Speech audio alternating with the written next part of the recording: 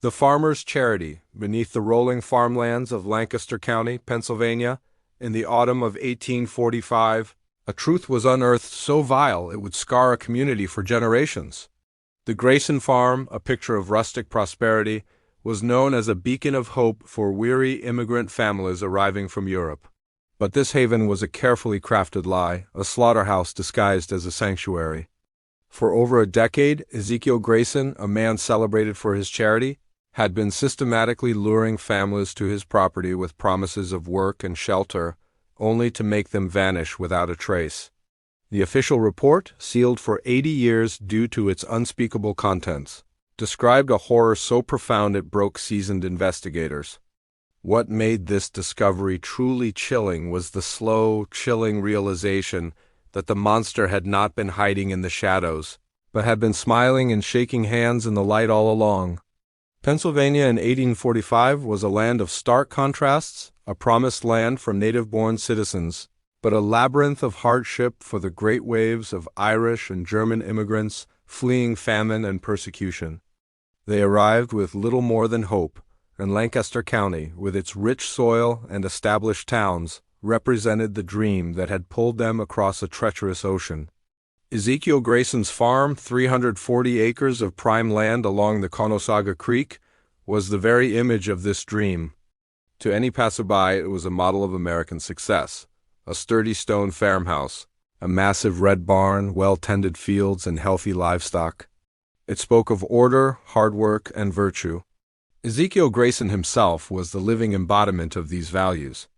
At 52, he was a tall, broad-shouldered man with the calloused hands of a lifelong farmer and a weathered face that suggested honesty and diligence. But what truly set him apart was his renowned compassion for the newcomers others viewed with suspicion.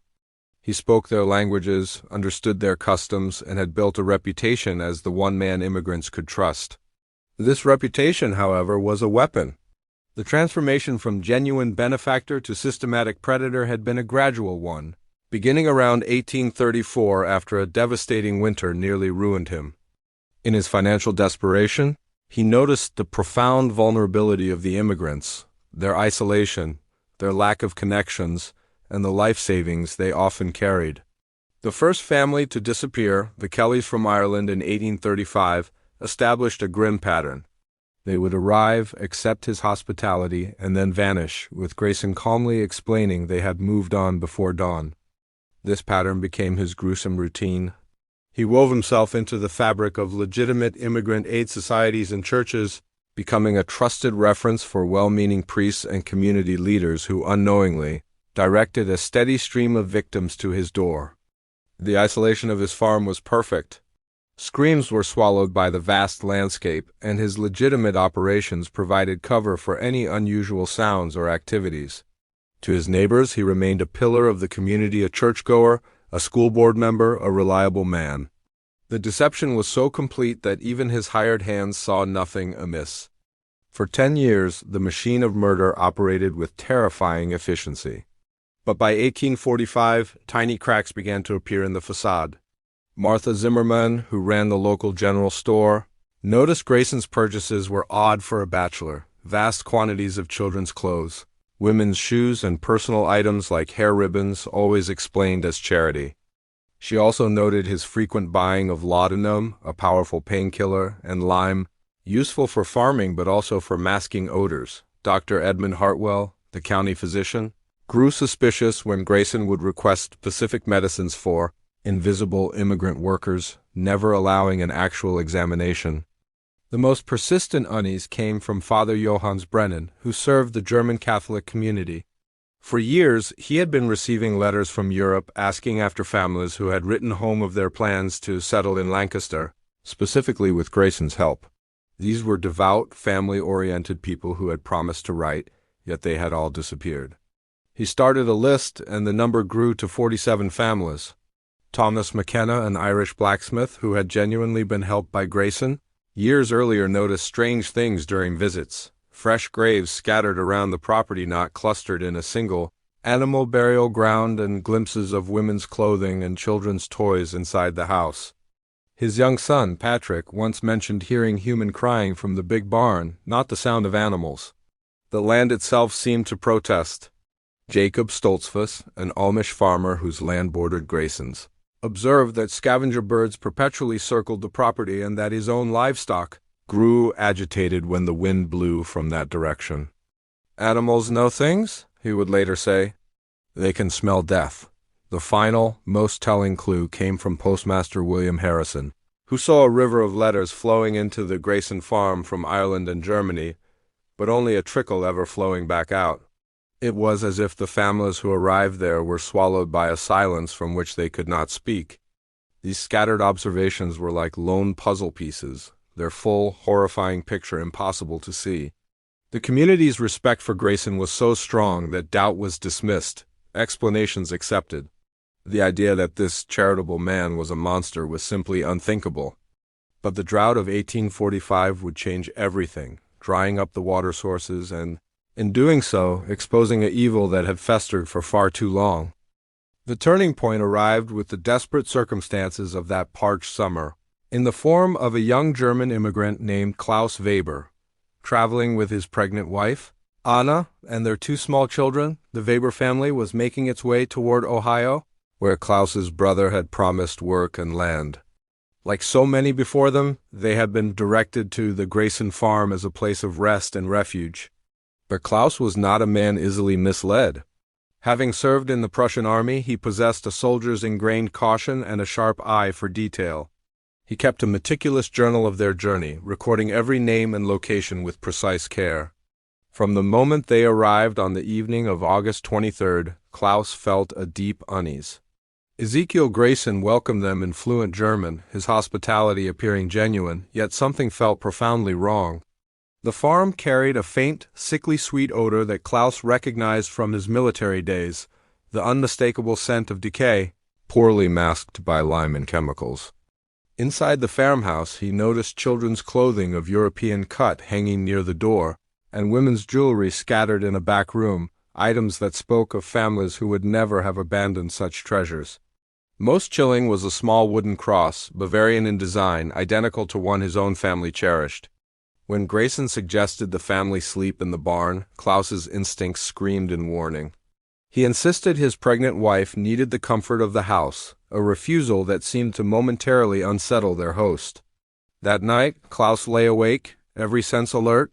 From somewhere below the farmhouse, he heard muffled pleas and cries in German and Irish, suddenly cut short. After midnight, he watched through a window as Grayson moved furtively between the house and the barn, carrying bundles that looked like clothing. This was not charity. It was the routine of a man disposing of evidence. Before dawn, Klaus roused his family, and they slipped away silently. But instead of fleeing entirely, he hid his wife and children in a copse of trees and returned to watch the farm. What he witnessed over the next few hours confirmed his darkest fears. Grayson emerged from the house carrying a canvas-wrapped bundle to the barn, then returned empty-handed.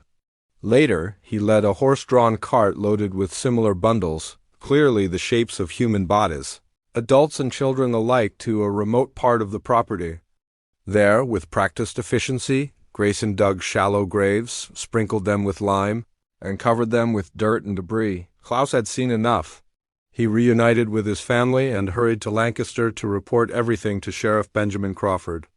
Though the sheriff found the account hard to believe, Klaus's credible demeanor, his journal, and the specific details he provided could not be ignored. Crawford began a discreet review, uncovering a pattern of missing families that aligned perfectly with Klaus's testimony. Other community members, the storekeeper, the doctor, the priest, came forward with their own lingering suspicions, each piece fitting together to form a picture of unimaginable crime. On September 10, 1845, Sheriff Crawford led a coordinated raid on the Grayson homestead. Grayson's reaction was telling. He became agitated, inventing excuses to keep searchers away from the barn and outbuildings. But when deputies broke into the basement, they found a hidden room stacked with the personal effects of countless families, clothing, jewelry, letters, and heirlooms, all meticulously sorted. And in the great red barn they discovered a scene of frozen horror, 22 families, mummified by the dry air, seated at long tables as if for a meal, their faces etched with terror.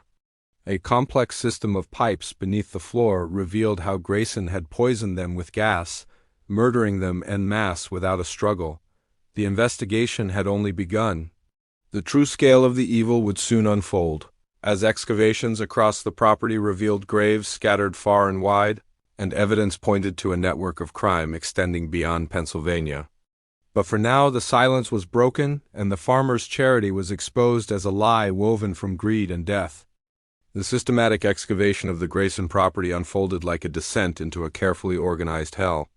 The mummified families in the barn were merely the most recent victims of an enterprise that had operated with chilling efficiency for over a decade. As search teams fanned out across the 340 acres, following the patterns of disturbed earth that had once been dismissed as animal graves, they began to uncover the true, staggering scope of the horror. The land itself seemed to confess its secrets, yielding shallow burial pits scattered with a deliberate randomness intended to avoid suspicion. The graves were not clustered, but distributed like a grim crop across fields and pastures, some beneath areas recently planted, others near the foundations of outbuildings. Dr. Hinrich Briner, brought from Philadelphia to examine the remains, noted the cold, businesslike precision. Each site showed evidence of lime treatment to accelerate decay and control odor. Personal effects had been systematically stripped away, the bodies processed and disposed of as if they were spoiled inventory. The earliest burials dated back to 1834, confirming an 11-year reign of terror. Most hauntingly, the contorted positions of some skeletons with torn fingernails and evidence of frantic struggle suggested that not all victims were dead when they were buried. Some had awakened in the dark earth to suffocate in a final, unimaginable panic. Beneath the farmhouse, investigators discovered a labyrinthine basement complex, a hidden prison designed for his captives. Heavy doors locked from the outside, controlled ventilation, and narrow passages connected rooms where families were held before their fate was decided. The walls were a silent testament to their despair, scarred with scratches and carved messages in German and Irish Gaelic. "To our beloved family in Bavaria," read one carefully etched inscription, "we came to America seeking a better life, but found only death. Remember us with love," another, scrawled in a hastier hand, pleaded. "God forgive us for trusting the devil himself behind a false wall in this subterranean prison." Grayson's operational heart was revealed, a ledger room. Meticulous records documented each family, their names, origins, the sums of money they carried, and detailed lists of their belongings. The ledgers read not with remorse, but with the cold assessment of a businessman. One entry noted, "The gas method continues to be most efficient. The children expire first, which reduces panic among adults." The financial records showed profits of over $47,000, a fortune built on murder, which Grayson had reinvested into legitimate land and businesses. The investigation took a more alarming turn with the discovery of correspondence with associates in Ohio, Virginia, and Maryland. Written in a simple code, the letters discussed merchandise, processing facilities, and inventory management, revealing that Grayson was part of an interstate network preying on immigrants. Federal marshals were alerted, and raids on the referenced addresses uncovered similar, though smaller, operations, confirming that this was a widespread conspiracy. Ezekiel Grayson, upon his arrest, was eerily compliant. He confessed in exhaustive detail, describing his evolution from a struggling farmer to a systematic killer with the detached tone of an accountant reviewing ledgers. A psychological evaluation by Dr. Benjamin Rush revealed a man devoid of empathy, who rationalized his crimes as a mercy sparing families from the hardships of immigrant life. He expressed no remorse, only a perverse pride in the efficiency of his system. His trial began in November 1845, captivating a horrified nation. The prosecution faced the challenge of presenting crimes of such magnitude that they defied comprehension. The courtroom displays of victims' personal effects tables laden with jewelry, letters, and children's toys created a palpable wave of grief and revulsion. The testimony of Klaus Weber, whose courage had sparked the investigation, was pivotal, as were the anguished accounts from community leaders like Father Brennan, who realized their trust had been weaponized against the people they sought to help. The defense's attempt to plead insanity collapsed under the weight of evidence that demonstrated meticulous, rational planning. The jury deliberated for only 4 hours before finding Grayson guilty of 89 counts of murder. At his sentencing, relatives of victims who had traveled from Europe gave heart-wrenching testimony about years of anxious waiting for letters that never came. Judge Pianton described their crimes as an affront to human civilization, sentencing Grayson to death. He was hanged on March 15, 1846, before a crowd of thousands, his final words a hollow plea for forgiveness that echoed too late. The case sent ripples through American society, leading to new federal laws against human trafficking and greater oversight of immigrant aid organizations. It shattered the innocence of a community, leaving a legacy of vigilance and a chilling reminder that evil can thrive behind the most respectable of facades. The Grayson farm, its fields sown with bones, stood as a permanent scar on the landscape and the national conscience. The legacy of the Grayson farm did not end with the execution of Ezekiel Grayson. The land itself became a place of profound sorrow, a permanent stain on the Pennsylvania landscape. The main house and the infamous Red Barn were razed to the ground, the earth around them consecrated as a burial ground for the countless victims who could never be individually identified. A simple stone monument was erected, inscribed with the words, "In memory of the seekers of hope who found only betrayal. May their souls finally know peace." The exposure of the interstate criminal network led to a tumultuous period of legal reform. The case became a catalyst for the first significant federal legislation aimed at protecting immigrants, granting marshals broader powers to pursue crimes across state lines and establishing stricter oversight for charitable organizations. The very systems that Grayson had so easily manipulated were forced to evolve, creating layers of accountability intended to prevent such a horror from repeating itself. For the community of Lancaster County, the trauma ran deep.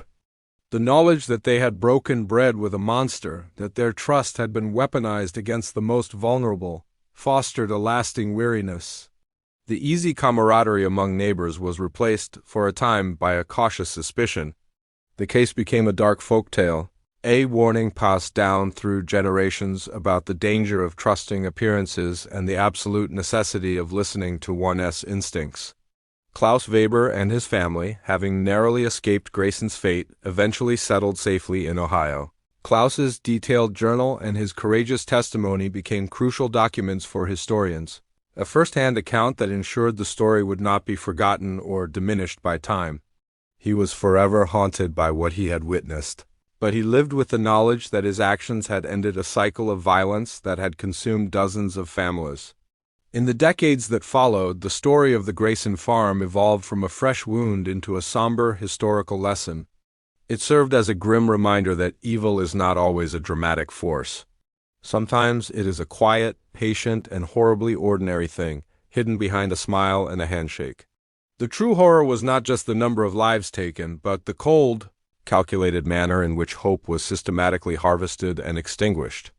The field where the farm once stood grew wild, and locals often said that on quiet autumn nights when the wind swept down from the hills, you could almost hear the echoes not of screams, but of the whispered hopes and prayers of those who had journeyed so far for a dream, only to have it swallowed by the darkness. The story of Ezekiel Grayson stands as an enduring testament to the fact that some truths, no matter how disturbing, must be confronted, for it is only in remembering the darkness that we can truly cherish the light.